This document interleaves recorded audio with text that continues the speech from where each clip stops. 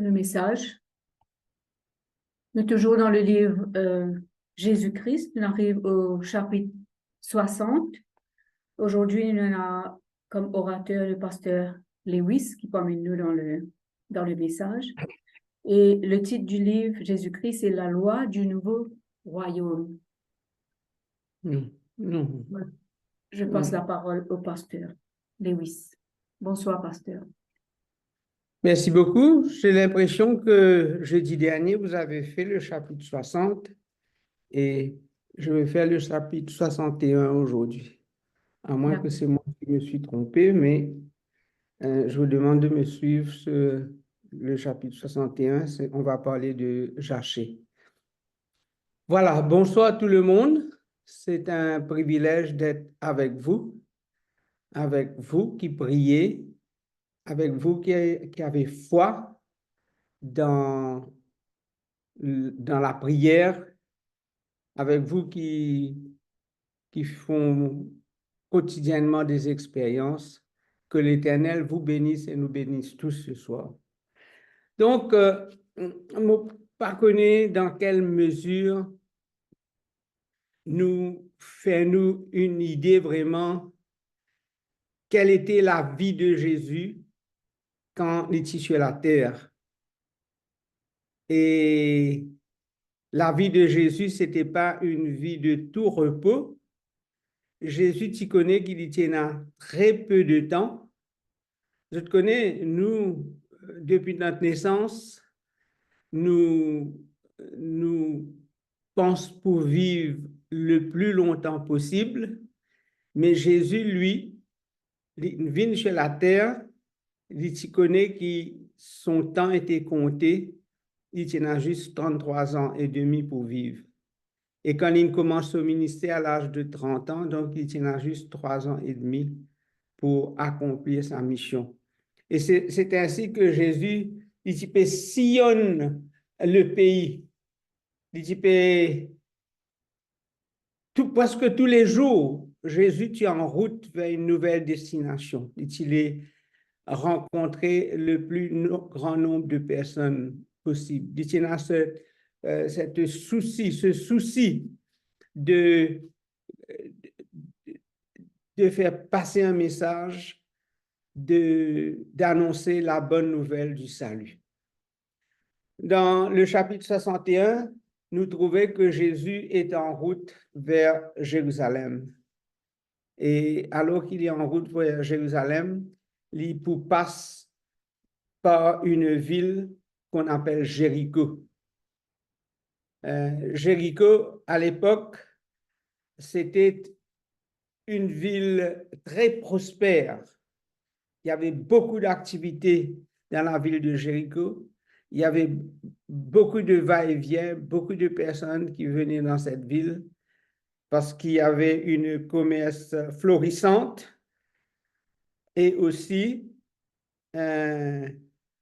c'était aussi une ville magnifique. On appelait Jéricho la ville des palmiers. Et cette ville existe toujours en Turquie. Jéricho, donc, il y a beaucoup de personnes. Le fait qu'il y avait beaucoup de commerce, beaucoup de business dans la ville de Jéricho, donc il y avait beaucoup de soldats, il y avait beaucoup d'officiers romains qui se trouvaient dans cette ville. Et comme il y avait des affaires qui se faisaient, des commerces, il y avait aussi des collecteurs d'impôts. Des collecteurs d'impôts, aujourd'hui, nous appelons ça, eh bien, le bureau de l'impôt ou bien le tax office. Que faisaient les Romains? Les Romains, ils avaient conquis beaucoup de pays aux alentours de Rome, et dedans, il y avait Israël, il y avait Jérusalem. Eh bien, les Romains, ils offraient le poste de collecteur d'impôts à des personnes. Les personnes achetaient ce privilège. Et ce sont les Romains qui mettaient le prix, voilà, pour la ville de Jéricho. nous estimons que vous pouvez collecter telle somme d'impôts. Et la personne payait cette somme et lui, maintenant, il allait collecter des impôts et bien sûr, il ne va pas collecter seulement la somme qu'a demandé l'autorité romaine, il va demander une somme où il va tirer un profit. Les collecteurs d'impôts, c'était des Juifs qui avaient trouvé vraiment une occasion pour se faire de l'argent, qui avaient de l'argent pour acheter ce privilège et qui pouvaient faire de l'argent. Et ces Juifs collecteurs d'impôts étaient mal vus par les Juifs eux-mêmes, parce que, vous savez, même aujourd'hui, vous et moi, nous avons une certaine réticence quand on doit payer les impôts. On se demande si on n'est pas, et on essaie de trouver toutes les possibilités qu'il y a pour payer le moins possible. On n'aime pas, en général, on n'aime pas payer les impôts, mais Jésus a dit, rendez à César ce qui est à César et à Dieu ce qui est à Dieu. Ça veut dire, Jésus, en d'autres mots, il a dit, il faut payer les impôts, mais il faut aussi soutenir l'Église, le temple, et soutenir l'œuvre de Dieu. Mais encore une fois, les Juifs n'aimaient pas parce que cet impôt allait pour une puissance étrangère qui occupait leur pays. Et ceux qui collectaient des impôts, ils étaient considérés comme des traîtres. Maintenant, ceux qui collectaient des impôts, bien sûr, ils gagnaient beaucoup d'argent.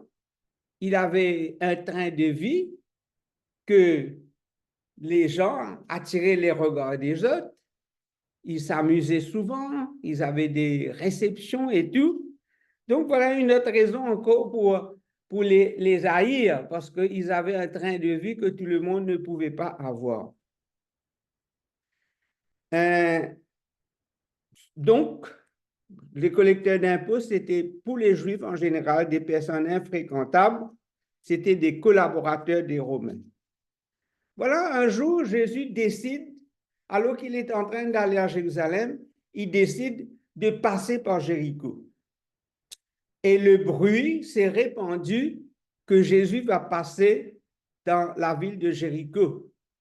Tout le monde avait appris la nouvelle.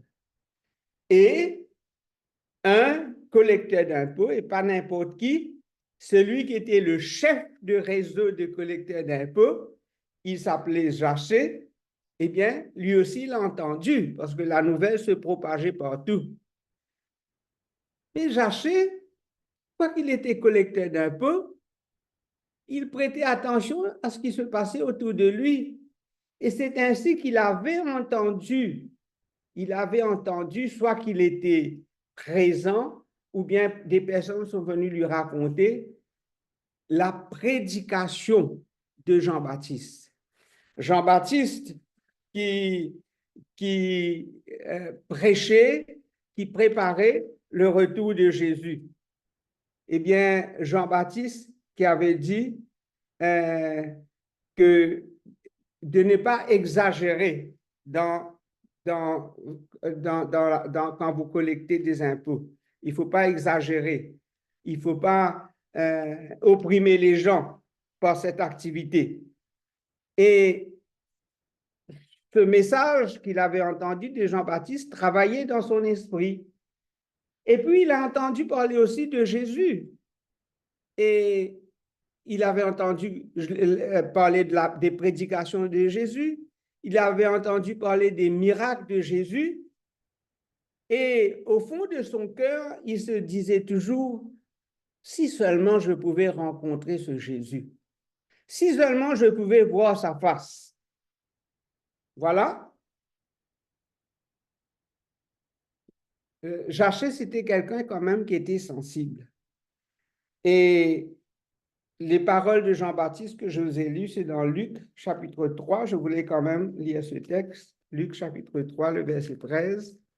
Je lis le texte. Luc chapitre 3, le verset 13. Il a dit, N'exigez rien au-delà de ce qui vous avait été ordonné. Donc, c'est un message qui était adressé au collecteur des impôts et que Zachée avait entendu, ça lui avait touché. Ça avait laissé une impression sur son cœur. Donc, quand il a entendu que Jésus va passer, il voulait absolument voir Jésus. Donc, il voulait, mais comme la femme qui souffrait d'une hémorragie pendant 12 ans, Zachée va faire la même expérience. Il y a la foule. Comment rencontrer Jésus, comment voir Jésus de près alors qu'il y a cette foule? Mais il avait une autre raison encore. Il avait une autre raison encore, excusez-moi. Hein. Il avait une autre raison encore, c'est que il avait peur d'être lynché dans cette foule parce qu'on n'aimait pas les collecteurs de taxes. Donc, peut-être qu'il était un peu attristé, mais Jésus passe dans ma ville. Qu'est-ce que je dois faire pour le voir, pour le rencontrer? Et c'est ainsi qu'il a une idée. Il se détache de cette foule, il court en avant, et là, il a eu l'idée de grimper dans un arbre qu'on appelle sycomore, et là, il est perché sur une branche, il savait, il a appris que Jésus va passer sur cette route, il s'est dit, au moins, je verrai le visage de Jésus. Après un certain moment, alors qu'il est perché sur cet arbre, il entend un bruit. Il essaie de regarder à travers les branches et il voit de loin que la foule s'approche. Et voilà que la foule s'approche. Il a comme un tremblement. En même temps, il a comme une joie. Je vais voir Jésus. Et finalement, la foule s'approche et tout d'un coup, la foule s'arrête. Il regarde en bas, qu'est-ce qui se passe? Et il voit que Jésus est là, la foule s'est arrêtée. Et la foule se demande, mais pourquoi Jésus s'est arrêté? Zachée tremble. Est-ce que quelqu'un dans la foule va le voir? Zachée, j'ai oublié de vous dire à tout le monde, nous connaissons cette histoire. Pourquoi Zachée est monté sur un arbre? C'est parce qu'il était de petite taille. Il se dit, est-ce que quelqu'un va me voir? Est-ce qu'on va m'obliger? Encore une fois, est-ce qu'on va me lyncher? On va me dénoncer? Quand tout d'un coup, il voit que Jésus lève la tête et le regarde sur cette branche. Jésus a compris la démarche de Zachée. Chers frères et sœurs, déjà là, nous pouvons avoir une leçon. C'est que Jésus connaît tout. Jésus connaît tout. Même que quand Jésus était sur la terre, il pouvait prévoir ce qu'il allait rencontrer. Encore une fois, je viens avec l'expérience de la femme qui l'avait touché, avait seulement effleuré son vêtement. Jésus dit, qui m'a touché? Jésus savait, parfois Jésus décidait d'un itinéraire simplement parce qu'il voulait rencontrer quelqu'un. Alors, nous allons voir cette rencontre de Jésus alors que Jésus voit Zachée sur l'arbre. Lisons dans Luc au chapitre 19. Nous allons revoir parce que je sais que tout le monde, vous connaissez cette histoire. Luc chapitre 19, le verset 5 et 6. Voilà. Voilà le verset 5. Lorsque Jésus fut arrivé à cet endroit, il leva les yeux et il dit, Zachée, à toi de descendre. Car il faut que je demeure aujourd'hui dans ta maison. Et le verset 6 et 7, Zachée se hâta de descendre et le reçut avec joie. Voyant cela, tous murmuraient et disaient, il est allé loger, c'est un homme pécheur. Zachée a laissé mûrir dans son cœur une parole qu'il a peut-être entendue ou bien qu'on l'a répétée. une parole venant de Jean-Baptiste. Il a entendu, il s'est intéressé, même qu'il était collecteur d'impôts, il s'est intéressé à ce qui se passait autour de lui. Il avait appris, il avait entendu parler de Jésus, ce que Jésus faisait. Et quand Jésus passait de son village dans sa ville, il s'est dit, c'est aujourd'hui ou jamais. Je veux rencontrer, je veux voir ce Jésus. Et quel a été le résultat? Luc toujours, chapitre 19, le verset 9 et 10. Et nous savons, je ne veux pas m'arrêter sur ça, nous savons que les disciples, ceux qui entouraient Jésus, se disaient, mais voilà Jésus qui est allé chez quelqu'un, qui est un pécheur, qui est un traître.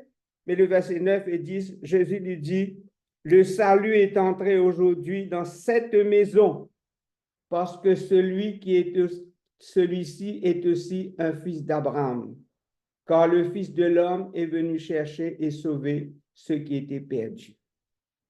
Ce n'est pas nécessaire pour moi de vous dire que à travers cette rencontre, comment Zaché a décidé, il a proclamé qu'il va rendre à toutes les personnes qu'il a abusées en leur réclamant plus d'argent, il va donner son argent aux pauvres, etc. Mais ce qui est intéressant, chers frères et sœurs, la question que je voulais me poser, je dois vous dire que ce chapitre que je connaissais, quand je l'ai relu pour préparer cette prédication, ça m'a fait énormément de bien. Tout d'abord, là où nous habitons, là où nous allons travailler ou étudier, il y a des gens. Nous ne les connaissons pas, mais il y a certainement des personnes qui peut-être ont entendu parler un jour de Jésus, qui voudraient rencontrer ou mieux connaître ce Jésus. Est-ce qu'il nous arrive de les identifier? Est-ce que nous sommes assez attentifs pour tout ce qui se passe autour de nous? Je vais vous raconter une petite expérience pour vous montrer qu'il y a des personnes, c'est étonnant. Je fréquente une piscine, par la grâce de Dieu, je vais régulièrement nager, c'est pas loin de chez moi. Eh bien, un jour, alors que je nageais, j'entends quelqu'un qui récitait à un autre le psaume 51. Tiens, quelqu'un dans la piscine, il ne paraît pas, il n'est pas un adventiste. Comment se fait-il qu'il connaisse ce psaume? Je n'ai pas pu rester indifférent. Je me suis rapproché de lui et j'ai continué la récitation avec lui. Et ça nous a donné l'occasion de parler et nous avons parlé aussi d'autres psaumes. Et ce matin encore, il m'a parlé de son église, etc. Mais ce sont des enfants de Dieu, chers frères et sœurs, tout comme Zaché, que le monde qui l'entourait, qui le voyait tous les jours, eh bien, avait des préjugés. Oui, il faisait un travail qui paraissait être dans le rôle d'un traître, mais c'était encore un enfant de Dieu. Nous connaissons tous ce texte qui dit « Car Dieu a tant aimé le monde qu'il a donné son Fils unique afin que quiconque croit en lui ne périsse point, mais qu'il ait la vie éternelle. » Il y a parfois, c'est triste de constater qu'aujourd'hui, dans notre Église, il y a peu d'efforts, il y a peu de manifestations de cette envie ou de ce désir de prêcher, de témoigner, de sortir, de s'organiser pour prêcher l'Évangile. Si nous ne sortons pas, si nous n'ouvrons pas les yeux, si nous n'ouvrons pas nos oreilles, si nous ne portons pas attention, comment pourrons-nous rencontrer ces personnes? Et vous savez que nous qui formons partie de l'Église du reste, la Bible nous dit nous sommes un royaume de sacrificateurs. Chacun d'entre nous, nous sommes des sacrificateurs de Jésus. Ça veut dire nous représentons Jésus. Dans 1 Samuel, j'ai un texte que je vais lire avec vous. 1 Samuel, chapitre 16, le verset 7. 1 Samuel, chapitre 16, le verset 7.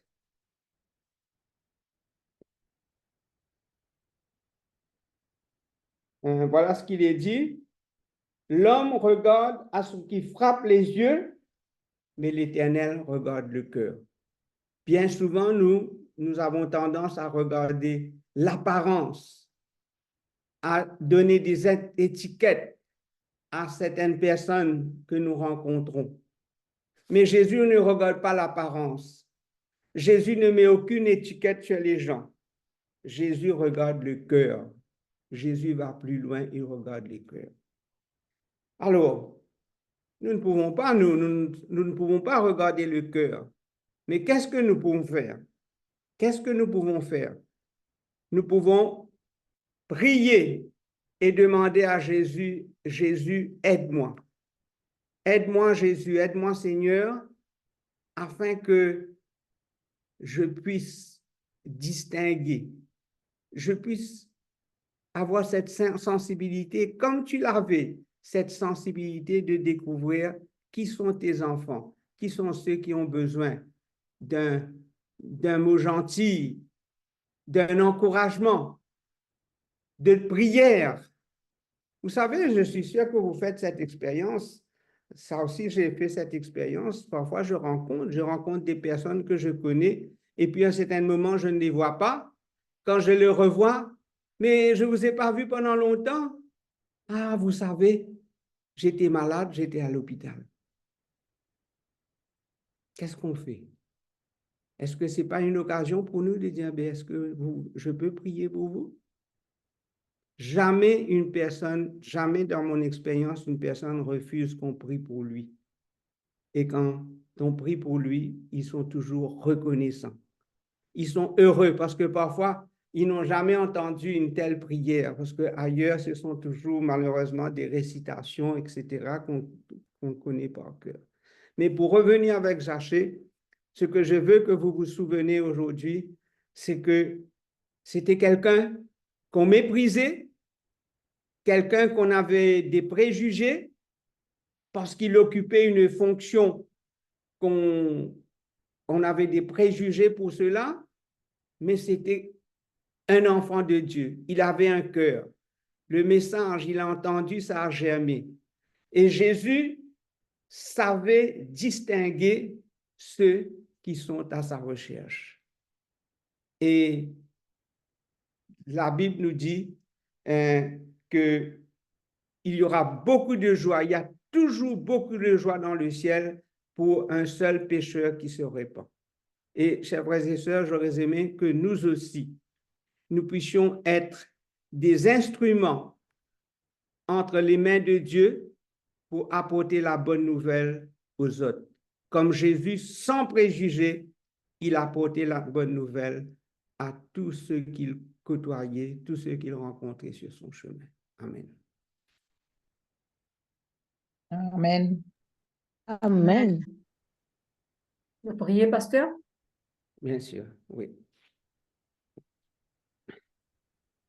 Seigneur notre Dieu, encore une fois, nous te remercions, Seigneur. Nous te remercions que nous faisons partie de cette plateforme de prière. Nous avons l'occasion de nous encourager les uns les autres. Nous avons l'occasion, Seigneur, de prier les uns pour les autres. Tu nous permets de faire des expériences. Seigneur, plus que nous prions, plus que nous ferons des expériences qui va raffermir notre foi et qui nous donnera, Seigneur, ce zèle de faire connaître aussi, faire connaître aux autres qui sont dans le besoin que nous côtoyons, que tu es un Dieu puissant, un Dieu qui écoute la prière et qui exauce la prière. Au nom de Jésus, Amen. Amen. Amen, amen. Merci pour le message, pasteur.